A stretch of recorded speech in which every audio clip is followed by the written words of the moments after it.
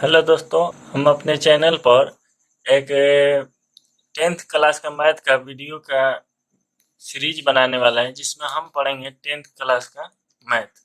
इसमें हम शुरू से पढ़ेंगे, जिसमें शुरुआत जो करेंगे, देखिए बिल्कुल शुरू से हम पढ़ेंगे। इसमें वास्तविक संख्या चैप्टर 1 में हम पढ़ेंगे।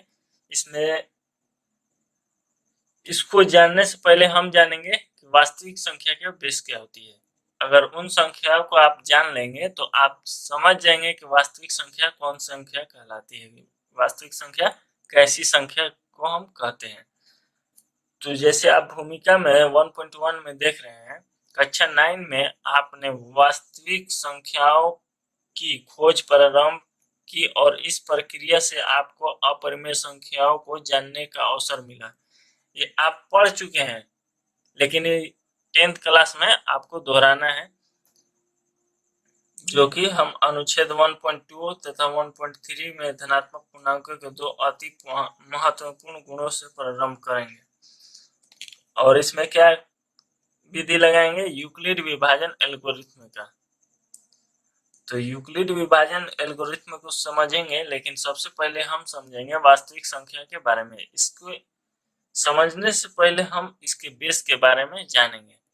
जैसे आप कोई भी चीज इंग्लिश का वर्ड लिखते हैं, जैसे एप्पल लिखते हैं, तो एप्पल में आप देखे होंगे कि ए दो पी रहता है, फिर एल, फिर ई रहता है। तो वो कहाँ से आया? तो जो वो आया है अल्फाबेट ए से लेकर जेड तक होते हैं, ए बी सी डी की तरह, उसी के अंदर से वो आया, तो उसका बेस हो गया एप्पल का वो।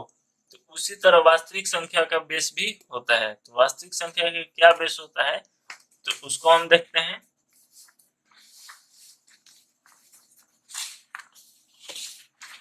तो वास्तविक संख्या का बेस जो होता है नंबर सिस्टम होता है। नंबर सिस्टम में बहुत सारी संख्याएं होती है। कौन कौन सी होती है उसके बारे में हम जानेंगे। तो सबसे पहला जो संख्या होगा वह हमारा प्राकृतिक संख्या होगा। प्राकृतिक संख्या जैसी ही मैं बोला तो आप समझे होंगे, जैसे पेड़ पौधे, बादल, इस तरह की काफी सारे आपके विचार में आ रहे होंगे, आपके मन में काफी ख्याल आ रहे होंगे जो आप हरे भरे या प्राकृतिक चीजों को देखते हैं, सूरज, चांद, इसी तरह बहुत सारे ऐसी प्राकृतिक चीजें हैं जो आप अपने से सोचकर समझकर बता सकते हैं। तो उसी तरह प्राकृतिक संख्या है जो कि पहले से हो, जिस संख्या को गिना जा सकता है। प्राकृतिक संख्या किसे कहते हैं? जिस संख्या को गिना जा सकता है। ऐसा नहीं कि उसे गिन ही नहीं सकते, वैसी संख्या जिसको गिना जा सकता है उसे प्राकृतिक संख्या कहते हैं। इसमें शून्य नहीं होता है। क्यों नहीं होता है? क्योंकि आप कोई भी चीज गिनिएगा तो स्टार्ट कहाँ से करेंगे? एक से। शून्य नहीं होता है का मतलब ये नहीं कि एक के बाद शून्य पूरा नहीं होगा, शून्य से स्टार्ट नहीं होगा, शून्य से यानी जीरो से स्टार्ट नहीं होगा। जैसे आप देख रहे हैं यहाँ से आप 1 2 3 4 5, ये पूरा कहाँ तक जाएगा? वहां तक जाएगा जहां तक आप गिन सकते हैं, एन तक जाएगा। एन का मान क्या होगा? एन का मान उतना होगा जितना आप गिन सकते हैं।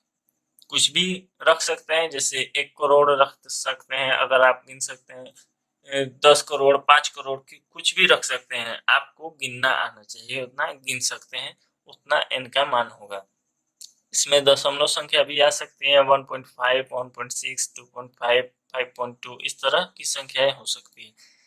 शून्य नहीं होता है का मतलब क्या होता है? आप गिनती गिनिएगा, आपसे कह दे कि हम 1 से लेकर 100 तक गिनती गिनिए, तो आप कैसे गिनिएगा? 1 2 3 4 5 6 7 8 9 10, या 1 2 3 4 5 6 7 8 9 10। तो 10 में शून्य आता है ना, जीरो आता है ना। तो इसका मतलब है कि जीरो होगा, लेकिन जीरो कहाँ नहीं होगा? जीरो से स्टार्ट कोई भी चीज नहीं करेंगे। आपसे कह दे ये हमारा हाथ है, हाथ देख रहे हैं ना, इसमें कितना उंगलियां है? तो आप गिनेंगे पहले कहाँ से? शून्य से नहीं ना स्टार्ट करेंगे कि 0 1 2 3 4, इस तरह नहीं ना गिनेंगे। आप गिनेंगे 1 2 3 4 5, इस तरह गिनेंगे।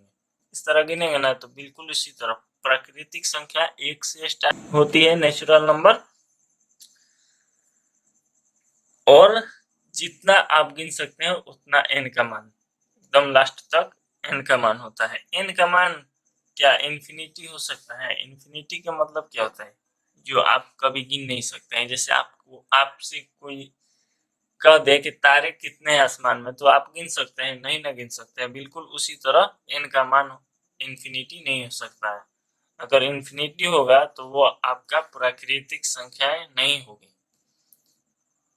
उसके बाद दूसरा संख्या जो आता है पूर्ण संख्या। पूर्ण संख्या क्यों लाया गया? अगर आपसे कह दे हम कि 5 रुपया आप मुझे उधार दीजिए और उसके बाद मैं आपको लौटाऊं, तो हमारे बीच में कितना लेन देन बचा? तो 0 बचेगा।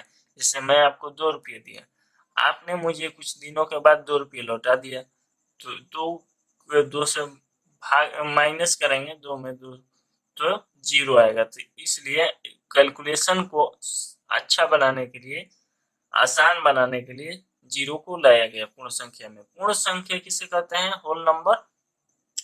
पूर्ण संख्याएं वैसी संख्या होती है जिनमें प्राकृतिक संख्या के साथ शून्य भी हो। प्राकृतिक संख्या के साथ शून्य भी हो। जैसे 0, 1, 2, 3, 4 प्राकृतिक संख्या सभी होंगी, फिर शुरुआत जो होंगे इसमें 0 होगा। ठीक है। अगला संख्या कौन सी होगी हमारा?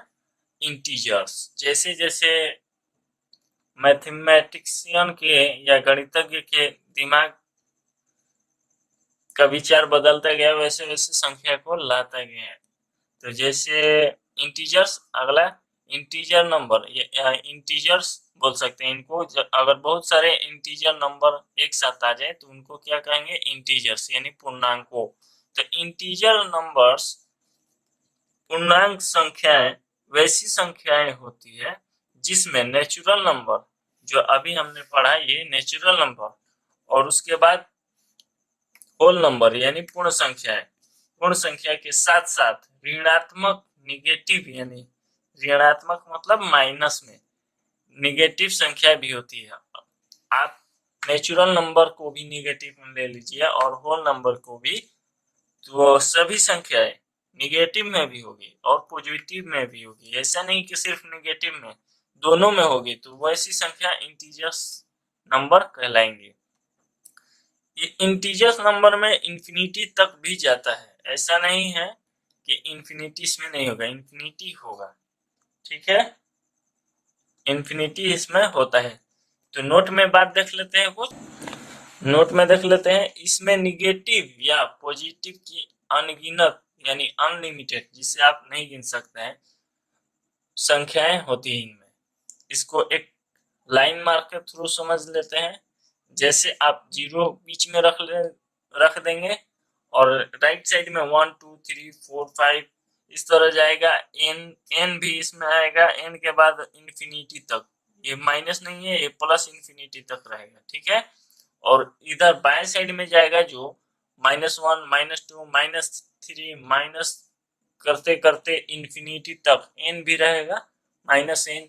तो एन का मतलब क्या है? जितना गिना जा सकता है। इसमें अनलिमिटेड है, यानी तारे, जैसे मैंने अभी एग्जांपल दिया था कुछ समय पहले कि तारे कितने हैं आकाश में, तो आप नहीं गिन सकते हैं। वैसी संख्या आपके इंटीजर्स नंबर प्लस में भी और माइनस में भी, दोनों में होती है। हमने अभी 3 संख्याओं के बारे में पढ़ा। अगला संख्या हमारा है प्राइम नंबर। प्राइम नंबर किसे कहते हैं? प्राइम नंबर अभाज्य संख्या। अभाज्य संख्या,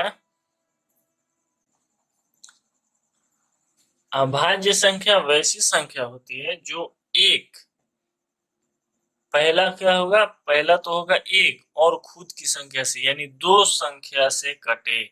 एक तो पहला होगा 1 से और दूसरा वैसी संख्या जो कि खुद से कटे। तो वैसी संख्या को हम क्या कहेंगे? अभाज्य संख्या। इसके अलावा तीसरी संख्या, यानी इसके अलावा 2 के अलावा या तो 1 से कटे और जितनी संख्या है वो, जो संख्या है वो खुद से कटे, तो ऐसी संख्या। ये नहीं कि 1 से भी कटे, खुद से भी कटे और कोई और संख्या से कटे। तो इसके अलावा तीसरी संख्या से नहीं कटे, यानी 2 संख्या से ज्यादा संख्या से नहीं कटे।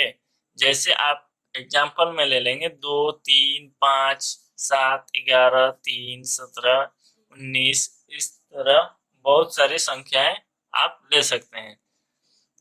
मैंने बहुत सारे एग्जाम्पल को यहाँ पर देखा है। अभी हम लोग प्रैक्टिकल यहाँ से देख लेते हैं।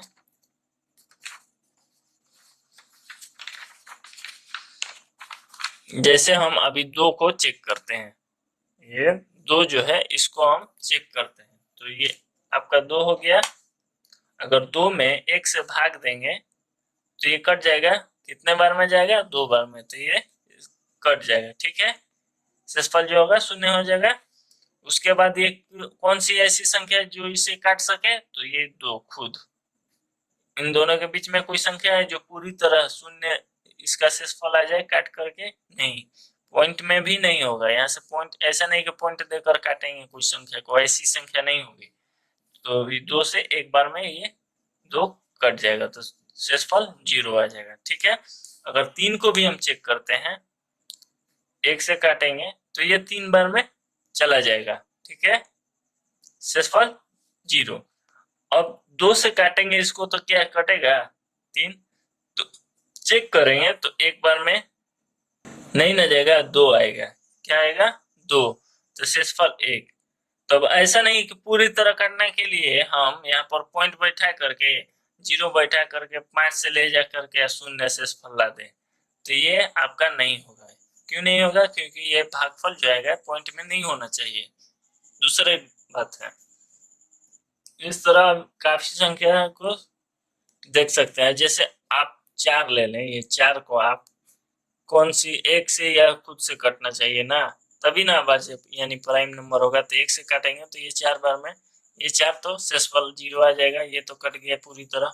अगर हम 4 को 2 से भी काटे उसकी अगली संख्या से, ये भी पॉइंट में नहीं होना चाहिए, ये भी ध्यान रखिएगा। तो ये 2 बार में ये भी कट जाएगा, शेषफल 0 आ गया। तो ये 1 और ये 2 हुए। और तीसरा देखते हैं अब, तो ये 2 से आप अगर 4 को काट चुके हैं तो 3 से कटेगा? 3 से तो नहीं कटेगा, एक बार में ये आएगा 3, शेषफल बच गया 1, तो ये तो नहीं होगा। तो क्या 4 से कटेगा? खुद से तो कट ही जाएगा, तो 4 से ये एक बार में चला जाएगा। तो शेषफल कितना बचा? 0 बचा ना। तो इसके कितना फैक्टर हो गए? 1, 2 और 3। यहाँ क्या कर रहा है? यानी 2 संख्या से ज्यादा से नहीं कटे, तो वैसी संख्या प्राइम नंबर यानी अभाज्य संख्या नहीं होगी। तो ये 4 जो है अभाज्य संख्या नहीं है। इस तरह आप बारी बारी से नंबर लिख करके चेक कर सकते हैं। हमने यहाँ पर लिख दिया है कि कौन कौन सी अभाज्य संख्या नहीं होगी। अगला नंबर हमारा है को प्राइम नंबर। को प्राइम नंबर किसे कहते हैं?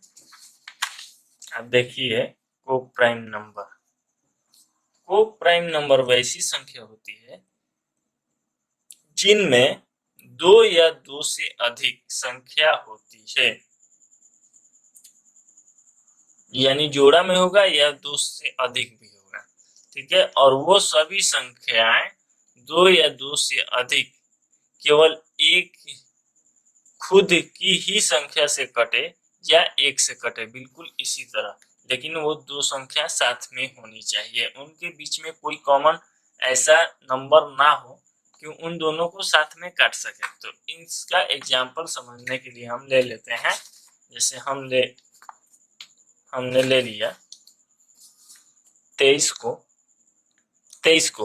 ठीक है, और 11 को, ठीक है, और इनको काटने के लिए 1 से ये भी कटेगा ना। अब भाग देकर देखिएगा तो ये तो 23 बार में 1 से 23 तो कट ही जाएगा। ठीक है, और उसके बाद कोई ऐसी संख्या है जो इसको काट सके और इसको भी काट सके? नहीं। अब काट कर देख लीजिएगा, अगर 11 को 1 से काटेंगे तो ये 11 बार में कट जाएगा, तो इसका भी शेषफल 0। और इन दोनों को और कोई संख्या है या तो 23 से कटेगा और 11 से, इन दोनों के बीच में और कोई ऐसी संख्या नहीं होगी जो इनको काट सके। तो ये कौन सी संख्या होगी? को प्राइम नंबर। को प्राइम नंबर, ऐसी संख्या को क्या कहेंगे? को प्राइम नंबर। ठीक है, तो कोप्राइम नंबर आपको समझ में आ गया। अब हम समझेंगे संयुक्त संख्या यानी कंपोजिट नंबर। कंपोजिट नंबर किसे कहते हैं? संयुक्त संख्या वैसी संख्या होती है जिससे 3 या 3 से अधिक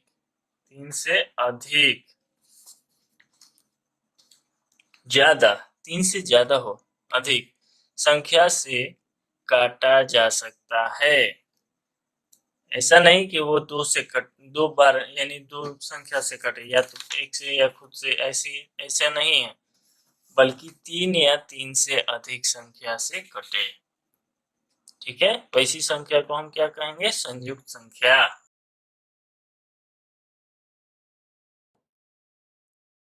तो हम समझते हैं इसका एग्जाम्पल हो गए 4, 6, 8, 9, 10 इस तरह के एग्जाम्पल है। जैसे आप देखिए पहला फैक्टर ये हम चेक किए हैं, 1 से 4 बार में 4 तो चला जाएगा, आप चेक कर लीजिएगा। और 2 से भी 4 बार में, 2 बार में ये 4 चला जाएगा, तो ये दूसरा फैक्टर हो गया। तीसरा फैक्टर क्या होगा? 4 से एक बार में 4 चला गया, तो 3 फैक्टर हो गए ना, 1, 2, 3, 3 संख्या से कट रहा है 4, तो ये 4 कौन सी संख्या होगा? संयुक्त संख्या, कंपोजिट नंबर। दूसरा एग्जाम्पल 6 हो गया, 1 से कटेगा 6, 2 से भी कटेगा, 3 से भी कटेगा और 6 से भी कटेगा, यानी 4 फैक्टर होंगे इसके, 1, 2, 3, 4। 1 से 6 बार में ये कट रहा, 2 से 3 बार में ये 6 कट रहा, 3 से 2 बार में ये 6 कट रहा, और 4 से यानी 6 से और 6 एक बार में कट रहा। तो ये आपका कौन सी संख्या होगी? कंपोजिट नंबर यानी संयुक्त संख्या। तो इस तरह इन सभी को आप चेक कीजिएगा, तो या तो 3 होंगे या उससे ज्यादा फैक्टर होंगे। ये नहीं, अगर 2 फैक्टर हो गए तो आपका वो कंपोजिट नंबर नहीं होगा। अगर आप 2 को चेक कीजिएगा, ये 2 हो गया, 2 है ना, इसको चेक कीजिएगा तो ये एक बार में 2 तो कट जाएगा, ठीक है, 2 बार में 1 से, तो ये पहला फैक्टर। और दूसरा फैक्टर होगा 2, 2 से ही कटेगा, तो ये एक बार में ये 2 खत्म। तो इसके 2 ही फैक्टर होंगे, तो ये क्या 2 कंपोजिट नंबर होगा? नहीं होगा। तो इस तरह अगर ये 3 फैक्टर हो या उससे ज्यादा तो ही कंपोजिट नंबर उसे कहेंगे। अगला नंबर हमारा कौन सा है? ऑड नंबर, विषम संख्या। विषम संख्या वैसी संख्या होती है जिसको 2 से भाग देने पर 1 आता है, यानी 2 से पूरी तरह ना कटे। वैसी संख्या जिसका शेषफल 1 बचता हो 2 से भाग देने पर, तो वैसी संख्या को हम क्या कहेंगे? Odd number.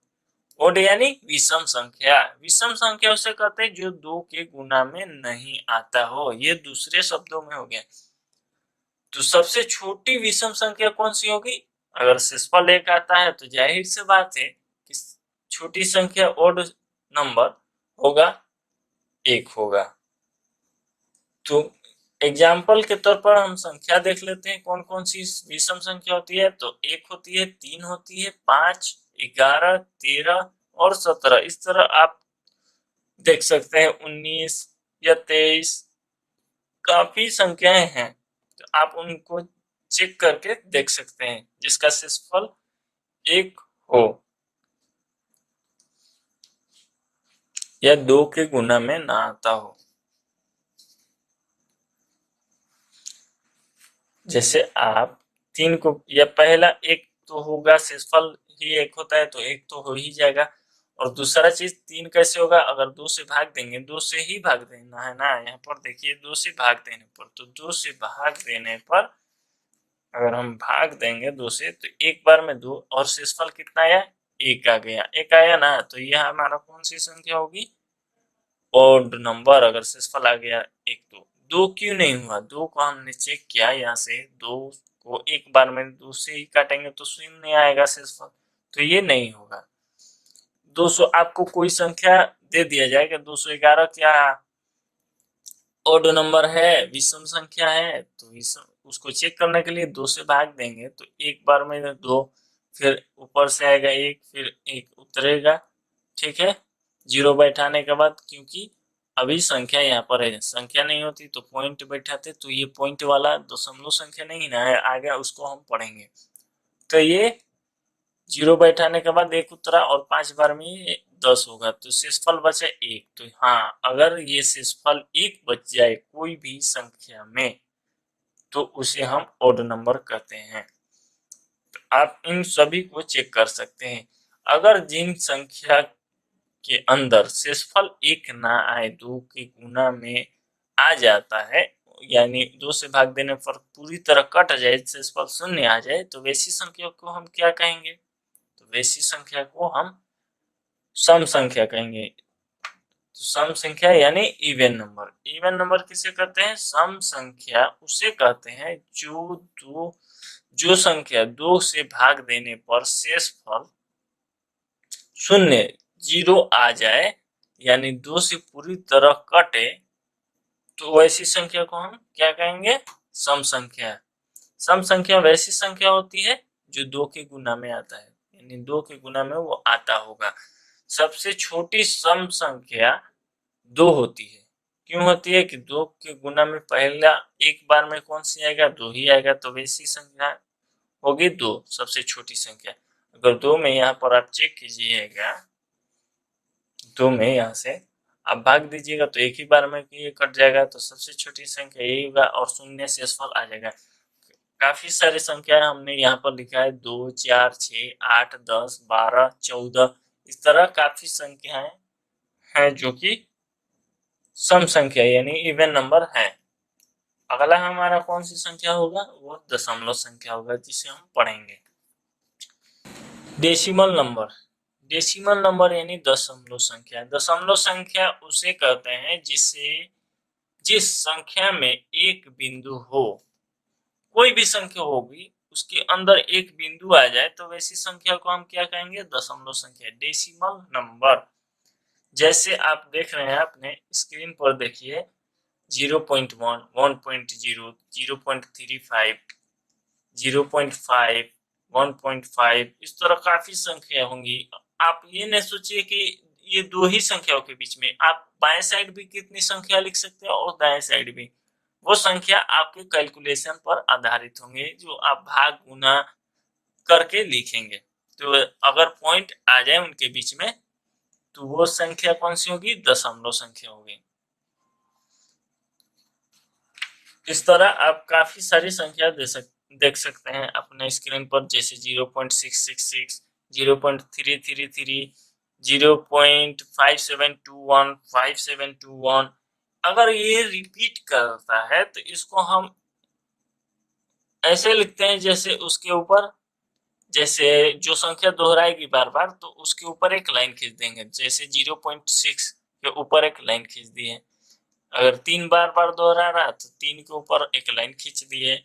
अगर 5721 5721 बार बार दोहरा रहा तो 5721 के ऊपर एक लाइन खींच दिए। इस तरह काफी सारी संख्याएं के ऊपर अगर दोहराती हो तो लाइन खींच सकते हैं। इसमें रूट का भी संख्या आ सकती है, जैसे √2, √3। वैसी संख्या जो पूरी तरह विभाजित ना हो रूट में, यानी वर्गमूल ना ही निकाला जा सकता है, वो संख्या आ सकती है।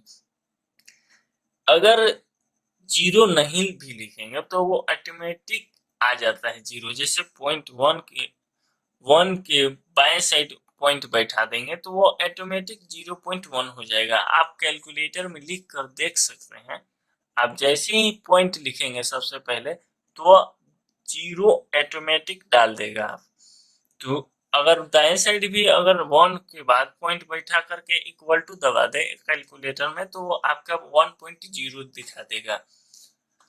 तो इसमें आगे कुछ संख्याओं के बारे में, दशमलव संख्या कितने प्रकार की होती है देख लेते हैं।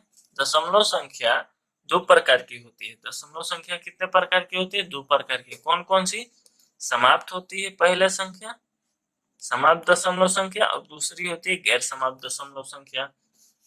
इंग्लिश में इसको कहते हैं टर्मिनेटिंग डेसिमल नंबर, और इसको कहते हैं गैर समाप्त को नॉन टर्मिनेटिंग डेसिमल नंबर। आपने सुना होगा कि अरे यार, उसका ये बिजनेस टर्मिनेट हो गया यानी समाप्त हो गया, वैसी टर्मिनेट का मतलब समाप्त यानी पूरी तरह खत्म, वैसी संख्या। तो पहले देख लेते हैं समाप्त संख्या किसे कहते हैं। समाप्त संख्या यानी टर्मिनेटिंग डेसिमल नंबर, समाप्त दशमलव संख्या उसे कहते हैं जिन दो संख्याओं को आपस में भाग देने पर शेषफल, शेषफल ध्यान रखिएगा, शेषफल और कोई नहीं, शून्य यानी जीरो और भागफल दशमलव के बाद की संख्या सीमित हो। यानी भागफल जो होगा आप गिन सकते हैं, वैसा नहीं कि रिपीट करता जा रहा, रिपीट करता जा रहा, आप गिन ही नहीं सकते, वैसा नहीं होना चाहिए। या भी नहीं रिपीट करे और पूरी तरह नहीं कटे, वैसा भी नहीं होना चाहिए।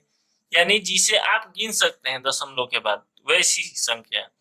तो इसका मतलब क्या है? इसका मतलब यह है कि अगर दो संख्या हो और पहली संख्या में दूसरी संख्या से भाग देने पर पूरी तरह कट जाए, वो पूरी तरह विभाजित हो जाए, जैसे 5.2,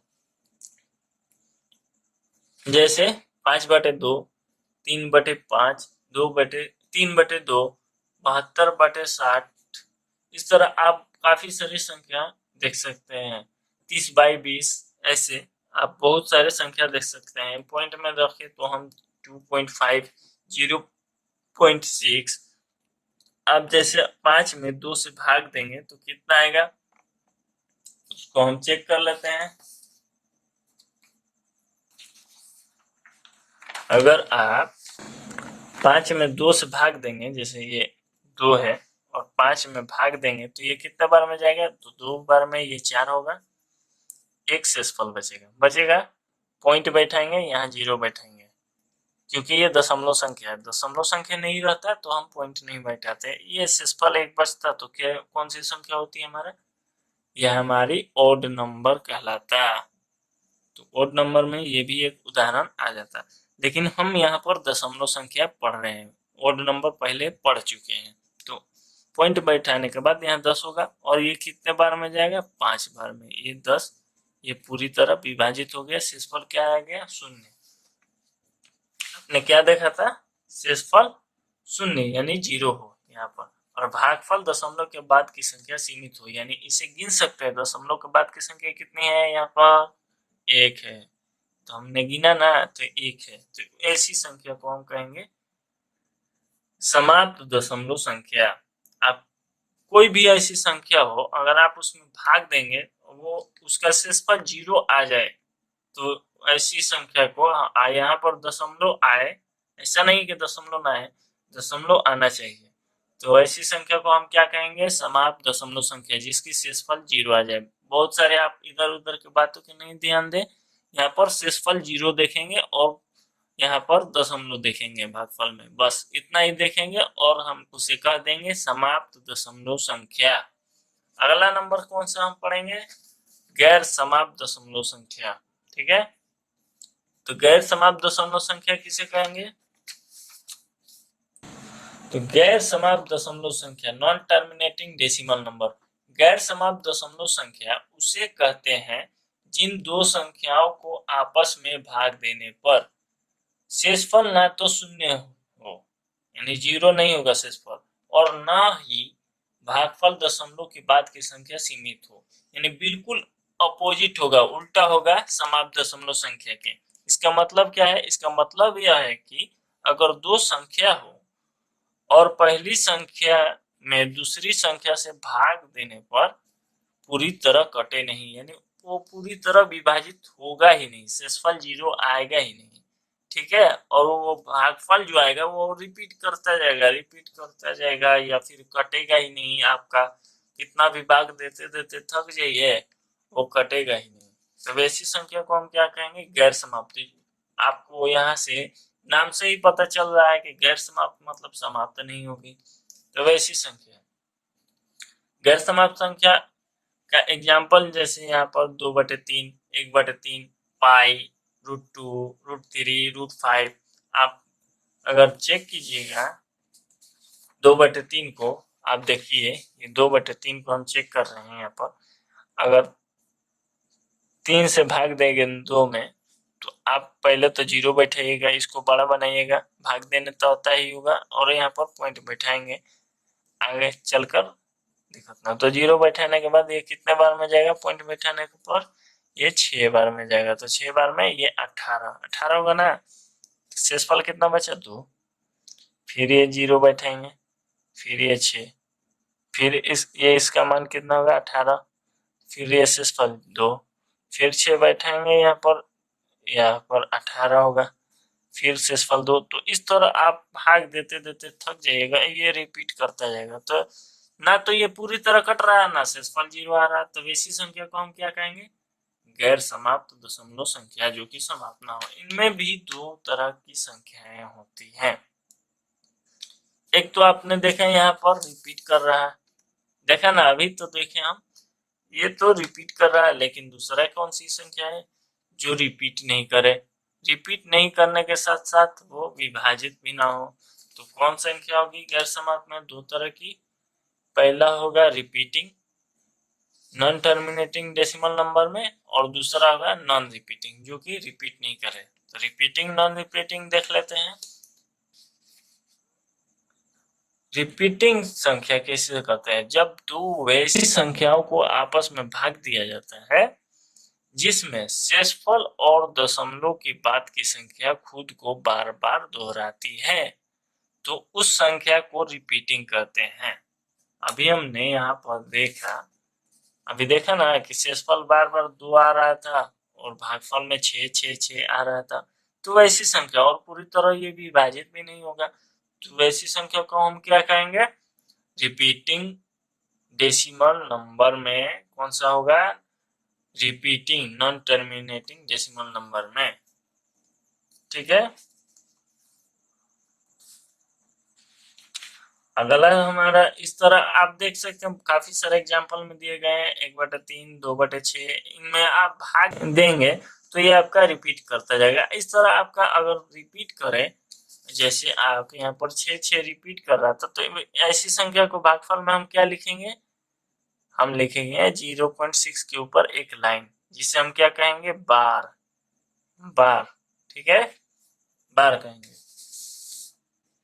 तो इस तरह अगर आप इसमें भाग दीजिएगा 3 से 1 में, तो ये आपका भागफल जो आएगा 0.333। इसे आप चेक कर सकते हैं, जैसे हम यहाँ पर चेक करते हैं, 1 में 3 से भाग देंगे, हम 3 से भाग देंगे तो यहाँ पर 0 बैठाना होगा, तो इसको और अच्छी तरीके से लिख लेते हैं। ठीक है, 0 और पॉइंट यहाँ पर 3, अगर 3 से भाग देंगे 3 बार में ये 9 होगा, शेषफल 1, फिर 0 बैठाएंगे, ये फिर 3 बार में जाएगा, फिर ये 9 होगा। ठीक है, फिर शेषफल 1 आएगा। तो इस तरह रिपीट ये कर रहा है और ये भी रिपीट कर रहा है, तो वैसी जो आएगा वैसी संख्या को हम लिखेंगे 0.3 के ऊपर एक बार खींच देंगे। इससे कोई भी देखेगा तो समझ जाएगा कि ये 3 बार बार रिपीट कर रहा है भागफल में। ठीक है, और नॉन टर्मिनेटिंग यानी नॉन रिपीटिंग किसे करते हैं, बिल्कुल इसके अपोजिट होता है। जब 2 संख्या को आपस में भाग दिया जाता है, यानी जब वैसी 2 संख्या होंगी जिसको आपस में भाग देने पर न तो भागफल दशमलव के बाद दोहराती है, ये जो आप देख रहे थे ये बार बार 6 6 6 दोहरा रही थी, वो दोहराएगी नहीं, और ना ही शेषफल एक ही संख्या को बार बार दोहराती हो, जो ये एक ही संख्या को बार बार दोहरा रही थी, तो ये भी एक ही संख्या को नहीं दोहराती है। अगर ये भी दोहराएगी तो ये तो जाहिर सी बात है कि ये भी एक ही संख्या को दोहराएगी, तो ना ये एक ही संख्या को दोहराएगी और ना ही ये एक ही संख्या को दोहराएगी, यानी दोनों अलग अलग संख्याओं को दोहराती है। वैसी संख्या को हम क्या कहते हैं, नॉन रिपीटिंग। ठीक है, और ये तो पूरी तरह विभाजित भी नहीं होगी, तो यह पूरी तरह कटे नहीं कटे, यानी ना कटे। ठीक है, इसका एग्जाम्पल आप देख लीजिएगा, बेहतरीन एग्जाम्पल है, √2 √3 √5 √6 7 8 9 नहीं होगा, क्यों नहीं होगा, अगर आप √9 लिखेंगे तो इसका वर्गमूल निकालेंगे तो 3 बार में ये गुणनखंड करेंगे अगर, तो ये आपका 3 बार में 3, ये पेयर में होंगे यानी जोड़ा में होगा 2 3, तो ये आपका बाहर निकल जाएंगे, तो बाहर निकलेंगे 2 जोड़ा होंगे तो 1 निकलता है बाहर, तो ये आपका 3 हो जाएगा, तो ये नहीं होगा √9। इस तरह आप काफी सारे संख्याएं देख सकते हैं। अगला हम जो पढ़ेंगे, अगला नंबर है हमारा परिमेय संख्या, रेशनल नंबर। ये काफी सारे काफी सारे लोगों ने आपसे पूछे होंगे कि रेशनल नंबर यानी परिमेय संख्या किसे कहते हैं। तो परिमेय संख्या रेशनल नंबर उसे कहते हैं जो p/q का रूप का हो। p/q का रूप का मतलब क्या होगा, अंश और हर में, अंश और हर में हो, जो q 0 से 0 यानी q का मान जो होगा, जहां q not equal to 0, q का मान जो होगा 0 नहीं होगा। अगर ये 0 होता है तो इसका मान जो होगा इन्फिनिटी हो जाएगा, जो कि ये नहीं होना चाहिए। ठीक है, इसका एग्जाम्पल हम लोग देख लेते हैं। तो इसका एग्जाम्पल देख लेते हैं, परिमेय संख्या का उदाहरण, जैसे 1/2, 2/3, 3/5, 5/4, 0/1। p को हम क्या कहेंगे, अंश। q को हम क्या कहेंगे, हर। अगर इन सभी को भाग देंगे तो ये इस तरह दोहराएगी। तो दोहराने का से मतलब ये नहीं है कि ये परिमेय संख्या नहीं होगी। परिमेय संख्या के अंदर बहुत सारी संख्या, काफी संख्याएं आती है, इसको भी हम देखेंगे, लेकिन उससे पहले हम देख लेते हैं परिमेय संख्या में q का मान 0 क्यों नहीं होगा। q का मान अगर 0 यहाँ पर रख, ये 0 भी हो सकती है परिमेय संख्या में। अगर ये q का मान 0 होगा, जैसे 1/0 या 1/0 में लिखेंगे, तो इसको जब भाग देंगे तो इन्फिनिटी आ जाएगा। तो इन्फिनिटी जो होगा, अनंत जो होगा, परिमेय संख्या में नहीं आएंगी। तो 10/0 भी लिखेंगे तो ये आपका परिमेय संख्या नहीं होगी। अगर अब यहाँ पर देख लीजिए, अगर भाग देंगे 1/2 में यानी 1/2 में, तो 2 से भाग देंगे 1 में तो 0 दशमलव बैठाएंगे तो यहाँ पर 0 आएगा। 0 आएगा तो ये 10 5 बार में चला जाएगा। ठीक है, तो शेषफल 0 आ जाएगा। आप इस तरह चेक कर सकते हैं, लेकिन वो जो होगा रेशनल नंबर होगा p/q के रूप में, जिससे हम आगे सिद्ध करने वाले काफी सारी संख्या को। अब देखिए यहाँ पर परिमेय संख्या में कौन संख्या नहीं होगी, परिमेय संख्या में नॉन टर्मिनेटिंग डेसिमल नंबर का नॉन रिपीटिंग नंबर नहीं होगा। यानी रिपीटिंग तो होगा, यहाँ पर आप देखिए ये रिपीट कर रहा है, ये होगा, लेकिन नॉन रिपीटिंग नहीं होगा। √2, √3 इस तरह की काफी सारी संख्याएं हैं जो नहीं होंगी। क्यों नहीं होंगी, इनको हम आगे सिद्ध करेंगे अपने चैप्टर नंबर 1.3 में, जिसे हम आगे पढ़ने वाले हैं। तो इसमें हम पहले ये संख्याओं के बारे में समझते हैं। ठीक है, जैसे नॉन रिपीटिंग में कौन कौन सी संख्या होंगी, √2, √3, √5, 1/√2, 1/5, 1/√2, इस तरह काफी सारे संख्याएं होंगी। इन सभी संख्याओं को 1.3 में यानी प्रश्न वाले 1.3 में सिद्ध करना है हमको। ठीक है, इनको हम सिद्ध करके देखेंगे।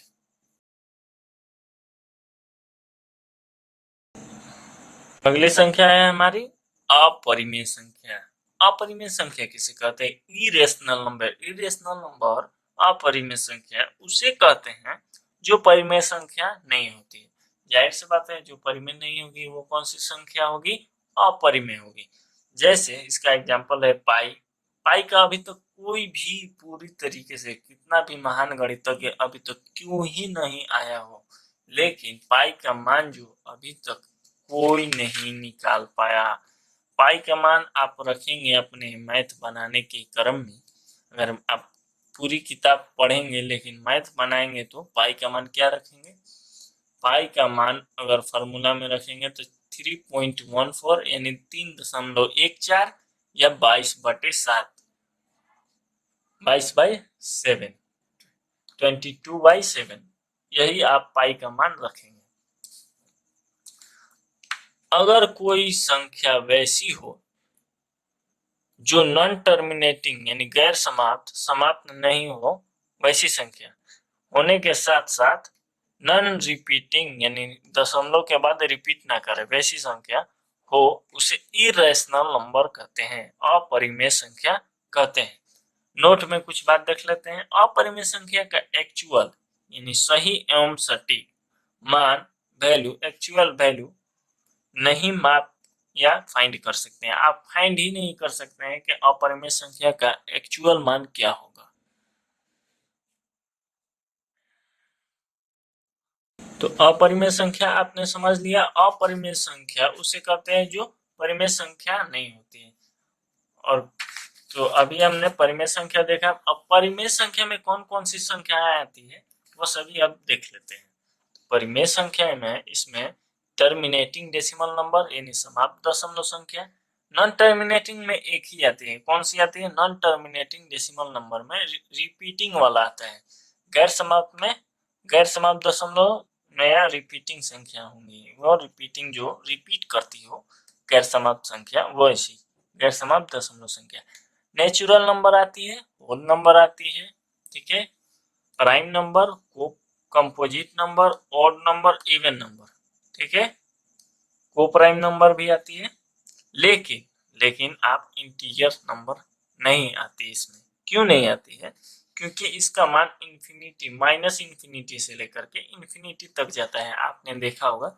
और परिमेय संख्या क्या होती है? पी बटे क्यू के रूप में होती है, जो कि क्यू का मान जीरो नहीं होता है। इंफिनिटी का मान कैसे आता है? अगर जीरो से कोई संख्या में भाग देंगे तो ये इंफिनिटी हो जाएगा। तो जीरो, ये अगर जीरो आ जाएगा क्यू का मान तो नहीं होगा वो आपका परिमेय संख्या। तो इसमें और एक और संख्या है, इसमें नॉन टर्मिनेटिंग डेसिमल में नॉन रिपीटिंग नंबर क्या होंगे? नहीं होंगे। क्यों नहीं होंगे? आप यहाँ पर देख चुके हैं, क्योंकि वो रिपीट नहीं करते, ठीक है।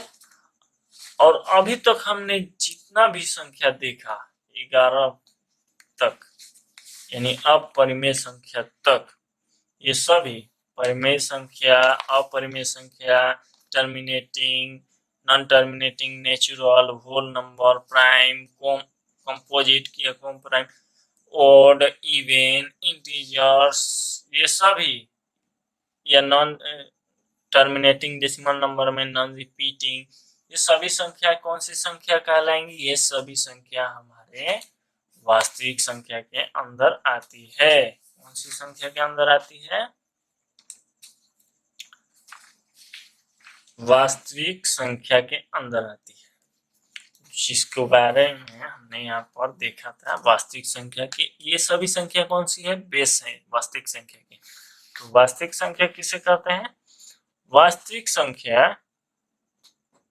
रियल नंबर इस दुनिया में जितने भी, यानी दुनिया आपने देखा इस दुनिया में, पूरी दुनिया में जितने भी प्रकार की संख्या होती है वह वास्तविक संख्या होती है। आप कोई भी संख्या देख चुके हैं या देखने वाले हैं आगे चल करके, तो वो वास्तविक संख्या के अंदर ही आती है। यानी कोई ऐसी संख्या नहीं हुए होगा कि वो वास्तविक संख्या ना हो, वो सभी संख्याएं वास्तविक संख्याएं होंगी।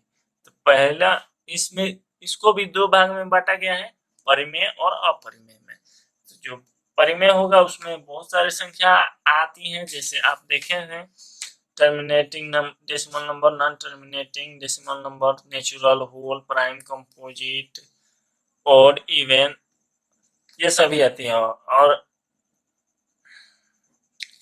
अपरिमेय में इरेशनल में कौन कौन सी?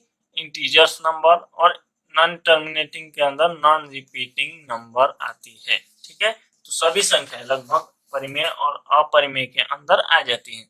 तो परिमेय और अपरिमेय किस में आते हैं? वास्तविक संख्या में। तो वास्तविक संख्या आप समझ गए होंगे कि किसे कहते हैं। अगर वास्तविक संख्या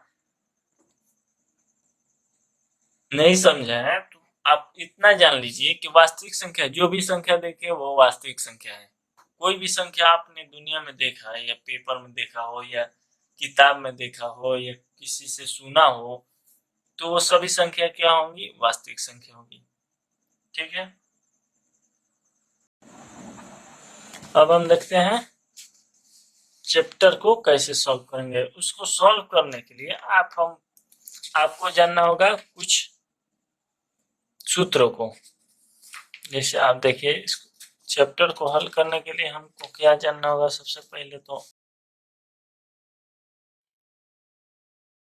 जानना होगा यूक्लिड विभाजन परिमेयिका को। यूक्लिड विभाजन प्रमेय का यूक्लिड एलिमेंट्स, इन सभी को हमको जानना होगा। पहले हम यहाँ पर जानते हैं यूक्लिड विभाजन प्रमेय का। जो दो धनात्मक पूर्णांक a और b दिए रहने पर, अगर दो धनात्मक पूर्णांक दे दिया जाए आपको, दिए रहने पर ऐसी अद्वितीय, जिसका द्वितीय हल ना हो, अद्वितीय पूर्ण संख्या q और r विद्यमान है कि a equal to b q plus r, यही आपका यूक्लिड विभाजन प्रमेय का यानी इसका फॉर्मूला होगा, जहां क्या होगा, 0 से बड़ा या बराबर होगा r, ठीक है, और r से हमेशा b बड़ा रहेगा, ठीक है। इस परिणाम की जानकारी संभवतः बहुत पहले समय से थी, क्या थी, बहुत पहले समय से थी, परंतु लिखित रूप में इसका सर्वप्रथम उल्लेख यूक्लिड एलिमेंट्स की पुस्तक, यानी जो यूक्लिड्स एलिमेंट्स नामक एक पुस्तक थी 7 में किया गया था। यूक्लिड एलिमेंट्स नामक पुस्तक 7 जो है इसमें किया गया था लिखित रूप में, लेकिन इसका जानकारी बहुत पहले से थी, ठीक है। बाद में आया ये यूक्लिड एलिमेंट्स की पुस्तक 7 में। यूक्लिड विभाजन एल्गोरिथ्म यानी कलन विधि इस प्रमेय का लेमा पर आधारित है। अब लेमा क्या है, इसको समझने के लिए हम एक कोई एग्जाम्पल ले लेते हैं। जैसे आप ये 6 है और 6 में हम 2 से भाग देंगे, ठीक है। 6 में हम 2 से जब भाग देंगे तो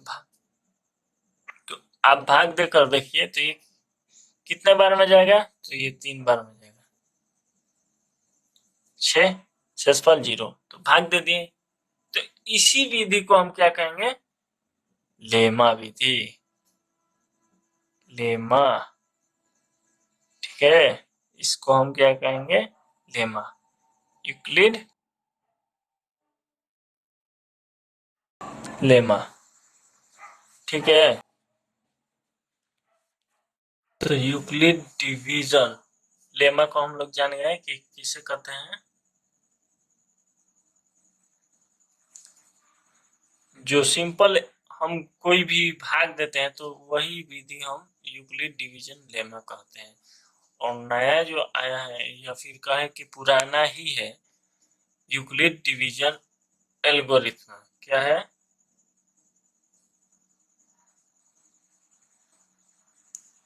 यूक्लिड डिवीजन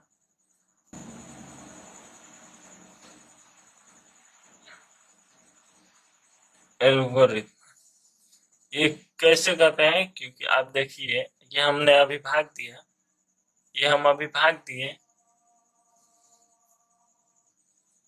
जैसे हम 2 से 6 में भाग दिए, तो ये यूक्लिड डिवीजन एल्गोरिथ्म कैसे होगा हम वो समझाते हैं अभी।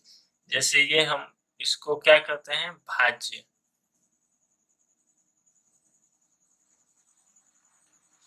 भाज्य कहते हैं, इसको क्या कहते हैं, भाजक, भाजक कहते हैं, इसको क्या कहते हैं, भागफल, भागफल कहते हैं, ठीक है। और इसको क्या कहते हैं, शेषफल, शेषफल कहते हैं। तो फॉर्मूला आपने पहले पढ़ चुके हैं, 7th में पढ़े हो या 6 में पढ़े हो, 10th क्लास से पहले आप इस फॉर्मूला को पढ़ चुके हैं, यानी ये पहले आप पढ़ चुके हैं, समझिए कि ये बच्चों का लेसन है, ऐसा है। तो ये क्या फॉर्मूला था, भाज्य बराबर भाजक गुने भागफल प्लस शेषफल, यही ना पढ़ते। इसको हम यूक्लिड डिवीजन एल्गोरिथ्म कैसे कहेंगे, क्योंकि ये यूक्लिड डिवीजन एल्गोरिथ्म का फॉर्मूला होता है ए बराबर बी क्यू प्लस आर, यही ना होता है। तो इसको हम क्या कहेंगे, ये हमारा ए है, ए है, ठीक है, ये हमारा बी है और ये हमारा क्यू है और ये आर है, ठीक है। इसको हम इंग्लिश में क्या कहेंगे, डिवाइडेड, डिवाइडेड। ये बी हमारा कौन सा होगा, डिविजर, ठीक है। भाजक को इंग्लिश में डिविजर, इसको क्या कहेंगे, कोटेंट,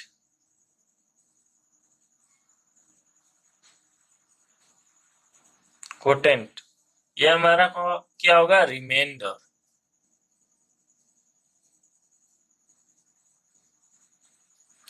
तो यही फॉर्मूला होता है ए बराबर b q plus r, Euclid division algorithm, ठीक है। इतना में ही आप समझ लिए है, समझ लीजिए कि ये भाग जैसे देते हैं वही एक यूक्लिड डिवीजन एल्गोरिथम है।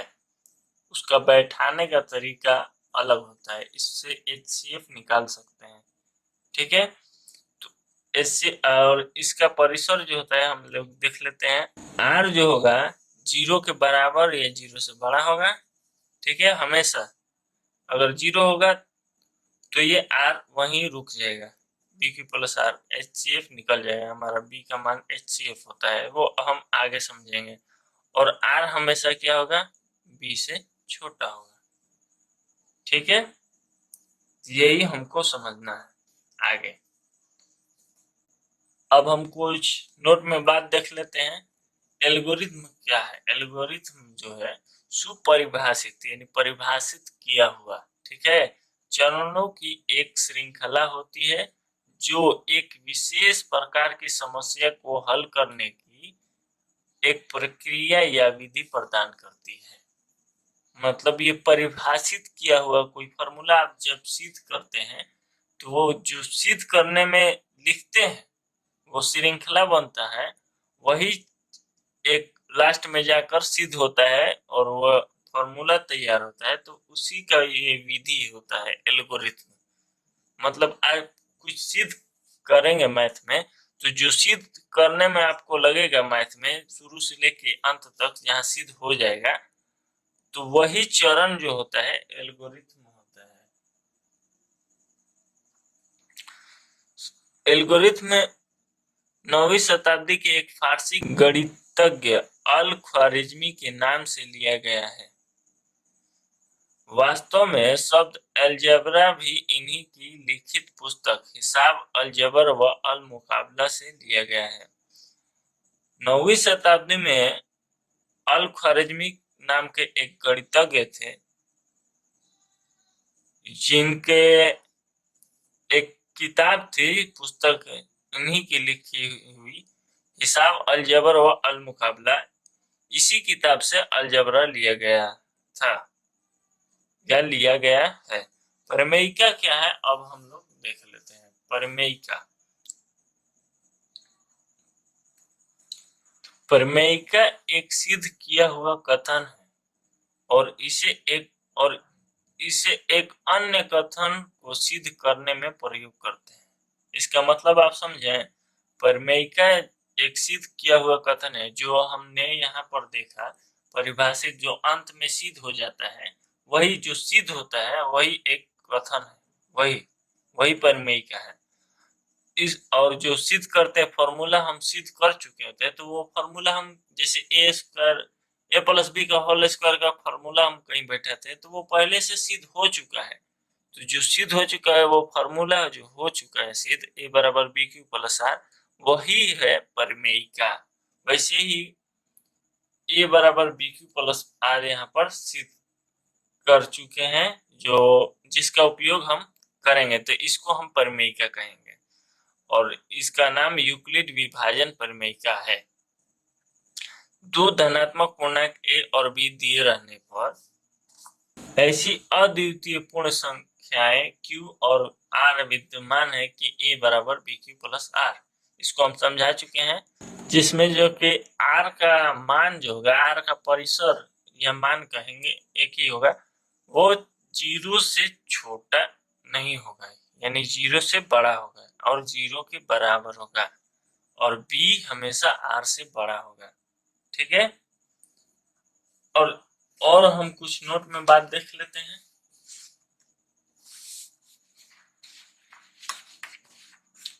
जैसे यूक्लिड जो था यूनान का रहने वाला था, ये यूक्लिड यूनान का रहने वाले थे। यूक्लिड विभाजन एल्गोरिथ्म धनात्मक पूर्णांक के लिए लागू किया जाता है। धनात्मक पूर्णांक मतलब धनात्मक यानी पॉजिटिव नंबर। ठीक है। और पूर्णांक संख्या हम पढ़ चुके हैं वही। तो जैसे 1 6 हो गया तो ये पॉजिटिव है, लेकिन ये -2 जो होगा वो नहीं होगा। क्यों नहीं होगा? क्योंकि ये नेगेटिव है। धनात्मक पूर्णांक का रहना ऋणात्मक तो नहीं है, तो यही धनात्मक पूर्णांक के लिए लागू किया जाता है।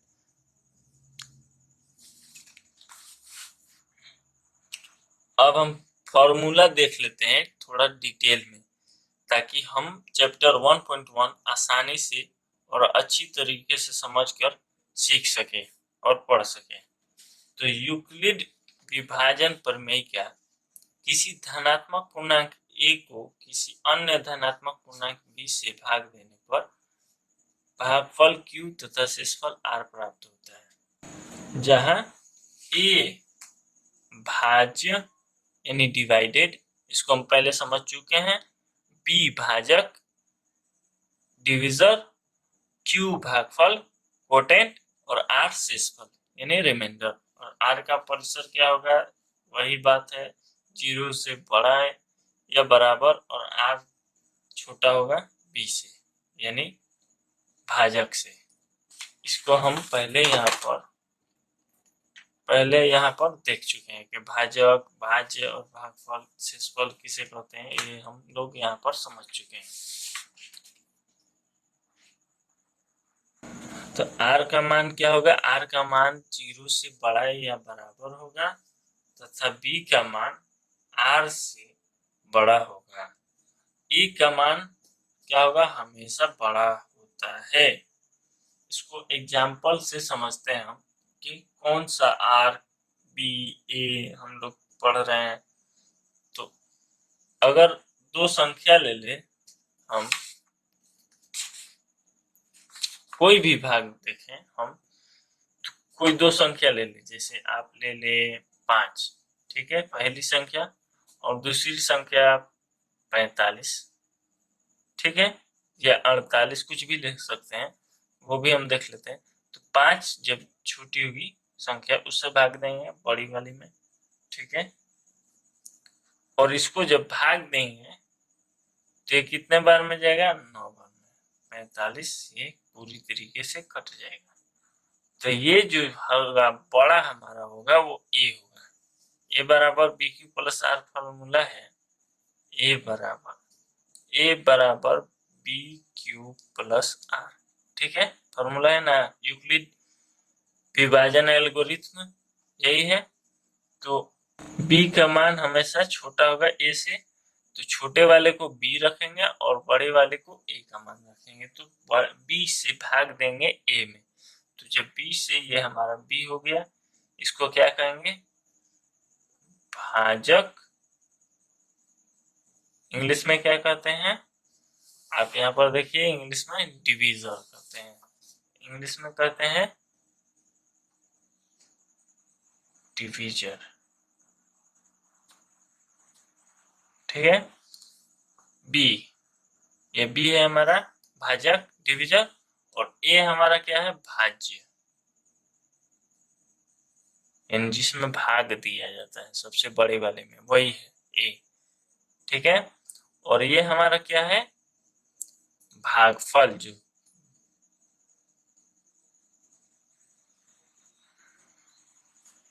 और इसको 0 का हम क्या कहेंगे? जो बचा है ये हमारा शेषफल होता है, जो शेष में बचता है भाग देने के बाद वही शेषफल होता है।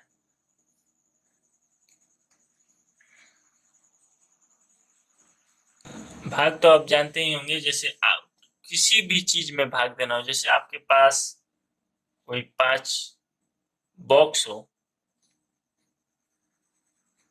आपके पास 5 बॉक्स हो और उसको 3 लोगों में बांटना हो या 2 लोगों में बांटना हो, तो सिंपल से हम इसमें अगर 2 लोगों में बांटना हो तो 2 से भाग दे देंगे 5 में। ठीक है, तो कितने बार में जाएगा? 2 बार में। ये 4 शेषफल 1, यानी 2 भागों में बांटेंगे तो ये आपका पहला भाग हो गया और दूसरा भाग ये हो गया। बचा कौन सा? यही। तो यही आपका शेषफल हो जाएगा और ये आपके दोनों मिलकर भागफल, और टोटल जो होगा ए का मान होगा। तो यही चीज हमको भाग जब देते हैं तो किसी में भी भाग देंगे और जिससे भाग देंगे उतने भागों में वो बांटना होता है। बस यही बात आप समझ लीजिए। जैसे आपके पास कोई 5 की जगह 15 हो या 7 हो, 4, 5, 6 और ये एक 7, 7, इसको हम लोग 6 भाग में बांटना हो तो क्या करेंगे? 7 तो है ही, 6 भाग में बांटना हो, जिससे बांटना हो जितने भागों में वो यहाँ पर लिखेंगे, यानी वो भाजक होगा बी का मान।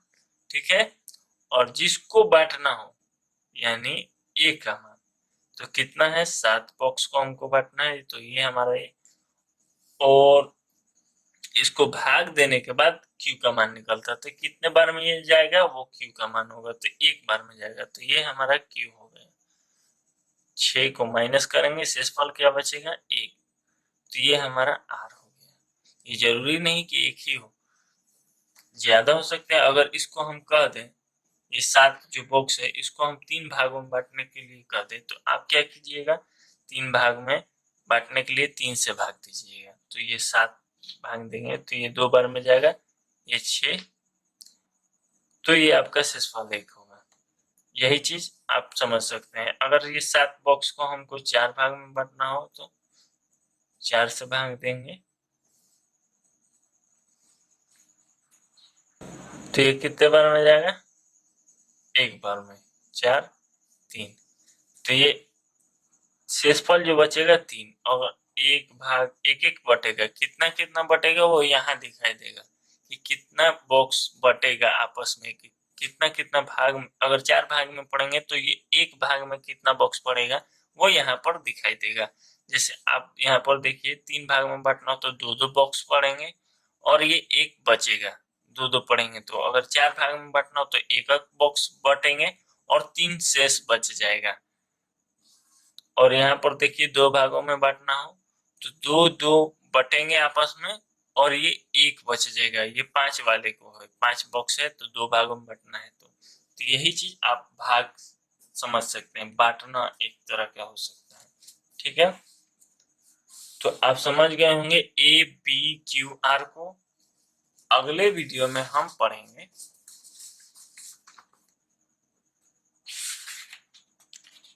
चैप्टर 1.1 को, जिसमें एचसीएफ ज्ञात करना है और इसमें क्या किस फॉर्मूला का या किस विधि का यूज करना है वो यहाँ पर दिया गया है। यूक्लिड विभाजन एल्गोरिथ्म का प्रयोग कीजिए, यूक्लिड विभाजन एल्गोरिथ्म का प्रयोग कीजिए। ठीक है,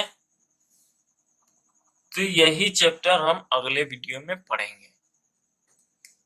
इस चैप्टर को हम कैसे बनाएंगे इसका एग्जाम्पल इसी वीडियो में एक उदाहरण के तौर पर लेकर हम देख सकते हैं। जैसे यहाँ पर आप देखिए, ये यूक्लिड विभाजन का तो प्रयोग करना है, लेकिन 2 संख्या दिया है, एक छोटा और एक बड़ा। और एचसीएफ का मतलब होता है हाईएस्ट कॉमन फैक्टर, यानी 2 संख्या हो तो उसमें कौन सी ऐसी बड़ी से बड़ी संख्या होगी जो कॉमन होगी और दोनों को विभाजित होगी कर देगी। तो अगर आपके पास 2 संख्या 6 और 36, ठीक है, 2 ऐसी संख्या हो जो विभाजित हो सके, वैसी संख्या होनी चाहिए। तो इनको अगर कॉमन लेंगे 36 में और 6 में, तो सबसे बड़ी संख्या कौन सी संख्या होगी जो कॉमन होगी? तो वो होगी 6। अगर बीच में प्लस का साइन दे दे और दोनों में से कॉमन ले तो ये आपका 6 और ये यही हो जाएगा। तो ये कॉमन हाईएस्ट कॉमन फैक्टर इसका क्या होगा, तो इसका हाईएस्ट कॉमन फैक्टर HCF क्या होगा, 6 होगा। इसका यूक्लिड विभाजन एल्गोरिथ्म से समझेंगे, लेकिन हम बचपन से पढ़ते आ रहे हैं कि HCF LCM HCF LCM 7th में पढ़े, 6 में पढ़े, 8 में पढ़े, मतलब पढ़ते आ रहे हैं, कई क्लासों में हम लोगों ने पढ़ा है। लेकिन यहाँ HCF कौन सी विधि से निकालना है, यूक्लिड विभाजन परिमेयिका का यूक्लिड विभाजन एल्गोरिथ्म से। ठीक है, तो पहले हम बचपन वाले को देख लेते हैं कि कैसे निकालते हैं। अगर 6 और 36 का निकालना होता था तो हम क्या करते थे, डायरेक्ट इनका गुणनखंड करते थे। तो 6 का गुणनखंड करते थे जब, तो 6 तो यहाँ लिखते थे, लेकिन सबसे छोटी संख्या यहाँ लिखते थे कि कितने बार में ये जाएगा, तो ये 3 बार में हो गया। ठीक है, 2 से 3। अब 36 का जब गुणनखंड करते थे तो क्या आएगा, ये 2 से करेंगे तो ये 18, फिर इसको सबसे छोटी 2 से जाएगा तो ये कितने बार में जाएगा, तो 9, फिर ये कितने बार में जाएगा, तो 3, ये जाएगा ना। तो अब हम इसको कैसे लिखते थे, तो 6 बराबर क्या लिखेंगे, 2 इंटू 3 यानी 2 गुना 3, और 36 बराबर क्या लिखते थे, ये पूरा लिखते थे, जितना गुणनखंड में बाएं साइड आता था, 2 गुने 2 गुने 3 गुने 3, यह है। अब जितना इसमें मैच करता था तो वो हम ऐसे घेर देते थे, क्या करते थे, मिला करके घेर देते थे। ठीक है, 2 ही मैच कर रहा, और जो मैच कर रहा उसको हम क्या कहाँ लिखते थे, यहाँ पर बराबर के बाद लिखते थे 2 और 3, यही इतना लिखते थे, जो मैच कर रहा है उनको मिला करके लिख देते थे। उसके बाद इनको गुना करके लिख देते थे, यही हमारा HCF निकल जाता था। बचपन में हम लोग शुरू से ही ऐसे ही पढ़ते आ रहे हैं, आप भी पढ़ेंगे। तो अब हम इसको यूक्लिड विभाजन एल्गोरिथ्म का प्रयोग करके कैसे बनाएंगे, तो उसको हम समझते हैं। तो पहले तो दिया है, कौन सा दिया है, संख्या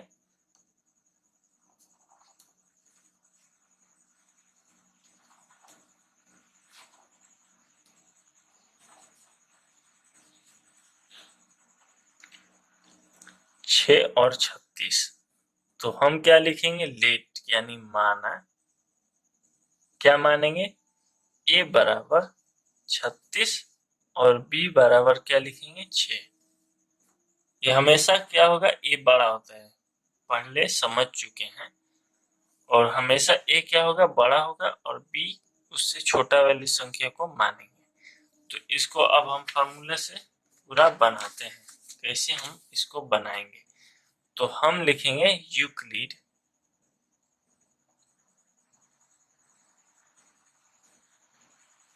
विभाजन एल्गोरिथम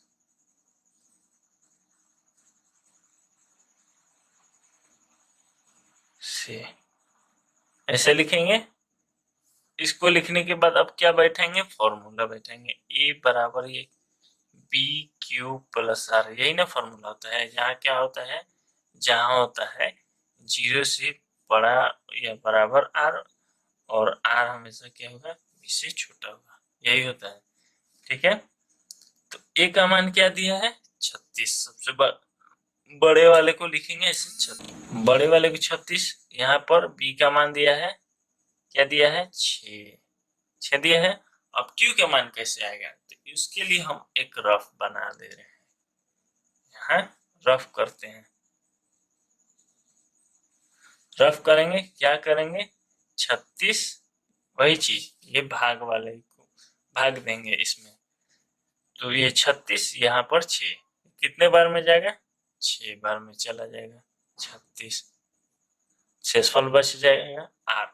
ये तब तक चलेगा जब तक 0 ना आ जाए यहाँ शेषफल में, अगर ये 0 नहीं होता तो इशू को यहाँ पर घेरते और ये वाले को यहाँ पर ला करके भाग देते थे। ठीक है, तो हम यहाँ पर कितना बार बन जाएगा 6 प्लस शेषफल r। अब शेषफल 0, अब जहां ये 0 हुआ शेषफल तो b का मान ही HCF आ जाता है। तो हम लिखेंगे अतः HCF बराबर क्या है 6। आंसर, ये हमारा आंसर हो गया। तो इस तरह हम बनाते हैं। और एक चीज हम समझ लेते हैं, क्या समझेंगे?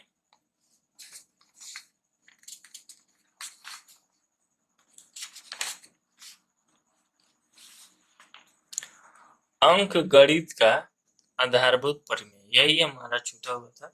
यूक्लिड डिवीजन एल्गोरिथम देख चुके हैं और यूक्लिड डिवीजन लेमा हम लोग देख चुके हैं। जो सिंपल भाग देते हैं उसको लेमा, और इस तरह जो भाग देते हैं HCF निकालने के लिए, तो इसको हम यूक्लिड विभाजन एल्गोरिथम यानी यूक्लिड डिवीजन एल्गोरिथम कहते हैं। ठीक है, तो अब देखते हैं हम अंक गणित का आधारभूत प्रमेय, फंडामेंटल थ्योरम ऑफ अर्थमेटिक। अंक गणित का आधारभूत प्रमेय, अंक गणित का आधारभूत प्रमेय धनात्मक पूर्णांकों के गुणन से संबंधित है। धनात्मक पूर्णांक जो होंगे उनके गुणन से संबंधित है। इसका कथन है कि किसी भाज्य संख्याओं के अभाज्य संख्या के गुणन के रूप में व्यक्त किया जा सकता है। यही जो आप पहले HCF या LCM बचपन में निकालते थे, इस तरह गुणनखंड करके, वही बात यहाँ पर सिद्ध मतलब बताया जा रहा है अंक गणित के आधारभूत प्रमेय में, कि ये इस तरह विभाजित करके कर सकते हैं, यानी गुणनखंड कर सकते हैं अभाज्य संख्या के अंदर। जैसे आप 42 को ले लीजिए, किसी भी भाज्य संख्या को ले सकते हैं। यहाँ पर दिया गया है, इसका कथन है कि किसी भाज्य संख्या की अभाज्य संख्या के गुणन के रूप में व्यक्त किए जाते हैं। कोई भी भाज्य संख्या हो उसको अभाज्य संख्या के गुणन में हम लोग व्यक्त कर सकते हैं। जैसे यहाँ पर गुणा किया गया है 2 गुने 2 गुने 3 गुने 3, ये अभाज्य संख्या है। इस तरह आप व्यक्त कर सकते हैं, यानी बना सकते हैं, इसको अभाज्य संख्या में बदल सकते हैं। जैसे आप 42 को ले लीजिए, ये भाज्य है, 2 से गुणनखंड करेंगे 21 बार में, फिर 21 को 3 से 7 बार में, ये 42 को इस तरह लिख सकते हैं हम। यही चीज ये अंक गणित का आधारभूत प्रमेय कहता है कि 42 को हम लोग भाज्य संख्या को हम अभाज्य संख्या के गुणन के रूप में लिख सकते हैं, यानी अभाज्य संख्याओं को गुणा करके इतना आ जाए भाज्य संख्या के बराबर, वही चीज इस तरह यहाँ पर दिखाया गया है कि 2 गुने 3 गुने 7 इस तरह लिख सकते हैं ना 42 को। वही चीज अंक गणित का आधारभूत प्रमेय में बताया जा रहा है। तो आज का ये वीडियो हमारा आपको अच्छा लगा तो हमारे वीडियो को लाइक करें और कमेंट करें, और इसी तरह काफी सारे इंटरेस्टिंग और जानकारी वाली वीडियो देखना चाहते हैं तो हमारे चैनल को सब्सक्राइब करके बेल आइकन को प्रेस करें ताकि कोई भी वीडियो मिस ना हो। Thanks for watching.